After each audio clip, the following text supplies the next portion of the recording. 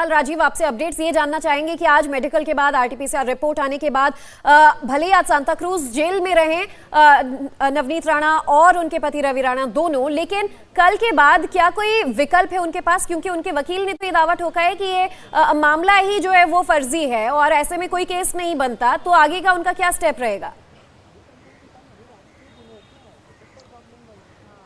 बिल्कुल, देखिए इस पर भी कानूनी पहलू पर विचार हो रही है।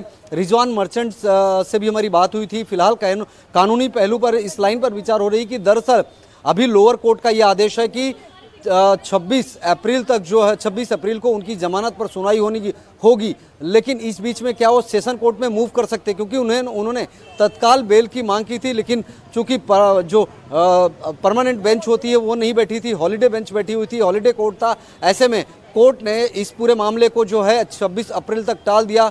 चूंकि जेसी जो है वो 14 दिन की मिली हुई, तो आने वाले समय में लंबे समय तक उन्हें जेल में गुजारना है और ऐसे में तत्काल सुनवाई भी नहीं हुई, तो एक विकल्प ये बनता है कि सेशन कोर्ट में मूव कर जाएं, अपर कोर्ट में चले जाएं। पूरा मामला जो है मेट्रोपॉलिटन कोर्ट में है बांद्रा के, लेकिन आज जो सुनवाई हुई मेट्रोपॉलिटन कोर्ट में वो हॉलीडे बेंच में सुनवाई हुई, तो कल हो सकता है कि या तो वो परमानेंट कोर्ट मेट्रोपॉलिटन कोर्ट में ही मूव करें या फिर सेशन कोर्ट में भी मूव कर सकते हैं। तो इस पर कानूनी तरीके से विचार विमर्श कर रहे हैं और अगर कल बेल के लिए जाते भी सेशन कोर्ट या फिर मेट्रोपॉलिटन कोर्ट जो परमानेंट बेंच होती है, तो वहां पर अगर जाते हैं तो फिर शायद ही उनको तलोजा जेल या फिर आर्थर रोड जेल शिफ्ट भी किया जाए। वैसे आज आरटीपीसीआर रिपोर्ट अभी यहां पर किया गया है, तो आज बहुत कम गुंजाइश है कि ये रिपोर्ट जो है इसकी रिपोर्ट तत्काल में आ जाए, क्योंकि आरटीपीसीआर की रिपोर्ट आने में समय लगता है। और इसीलिए इंडिया टीवी को जो यहाँ के डीसीपी हैं उन्होंने इस बात की पुष्टि भी की कि आज बहुत कम गुंजाइश है कि उनको किसी जेल में शिफ्ट किया जाएगा। आज पंकज इन्हें सांता क्रूज के लॉकअप में ही बिल्कुल, तो जैसा कि राजीव बता रहे हैं, सचिन बता रहे हैं कि आज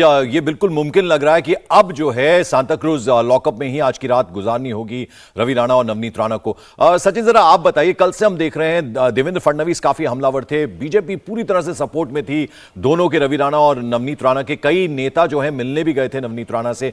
देवेंद्र फडणवीस का कोई और रिएक्शन मिल पाया? क्योंकि वो कह रहे हैं कि अगर जरूरत पड़ी तो केंद्र से दखल देने की बात भी करेंगे। जी, इस मामले में बीजेपी नेताओं का कहना है कि देवेंद्र फडणवीस और चंद्रकांत पाटिल जो महाराष्ट्र बीजेपी के अध्यक्ष है, ये आज देखिए किरीट सोमैया ने भी कैबिनेट सेक्रेटरी से बात की थी और कल ये दो बीजेपी का जो डेलीगेशन है एक पत्र लिखेगा और समय मांगेगा केंद्र के गृह सचिव से कि उन्हें मिलना है।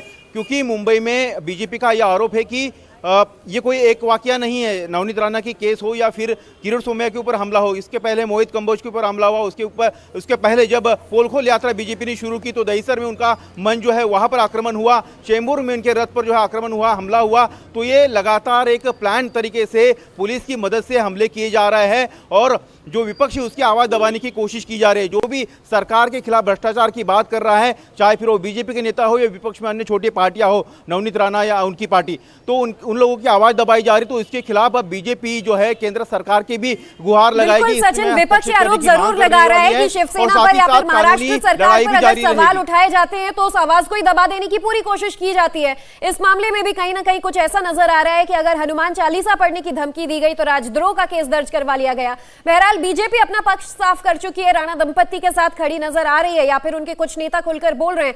लेकिन उद्धव सरकार का क्या रुख है? उद्धव ठाकरे शिवसैनिकों से भी मुलाकात कर रहे हैं। खबर तो यह भी थी कि कल जो विरोध में एक बुजुर्ग महिला शामिल थी उनसे भी मिलने जाएंगे, क्योंकि बड़े अलग अंदाज में उस महिला ने विरोध किया था।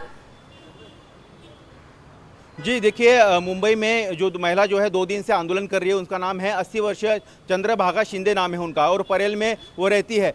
आज देखिए प्रधानमंत्री नरेंद्र मोदी लता मंगेशकर अवार्ड समारोह के लिए मुंबई में आ रहे हैं और शाम को वो इवेंट है। उसी वक्त उद्धव ठाकरे जो है वो वहाँ उस प्रधानमंत्री के साथ उस कार्यक्रम में शामिल नहीं हो रहे हैं, बल्कि वो अपने परिवार के साथ आदित्य ठाकरे और पत्नी रश्मि ठाकरे इनके साथ जो है शिवसेना कार्यकर्ता जो उस आंदोलन में 2 दिन से शामिल हो रही है उनको मिलने के लिए जा रहे। तो उद्धव ठाकरे कहीं ना कहीं ये मैसेज देना चाहते हैं कि वो जब बीजेपी के साथ उनकी अब लड़ाई आर पार की शुरू हो गई है, तो वो ऐसे में प्रधानमंत्री के साथ या उस कार्यक्रम में जाकर देवेंद्र फडणवीस उस कार्यक्रम में आने वाले हैं वहां पर मंच साझा नहीं करेंगे, बल्कि उन कार्यकर्ता को मोरल बढ़ाने के लिए वहां पर जाएंगे जो कार्यकर्ता आंदोलन में शामिल हो रहे। तो कहीं ना कहीं एक मैसेज देने की कोशिश इस कार्यक्रम के द्वारा जरूर उद्धव ठाकरे कर रहे हैं। उनका परिवार जो है शाम को परेल में जा रहा है, उस बुजुर्ग जो शिवसेना कार्यकर्ता है उनसे भी वो मिलने वाले हैं। इंडिया टीवी हर वक्त हर जगह डाउनलोड करने के लिए सर्च करें India TV news Google play store या ऐप स्टोर पर।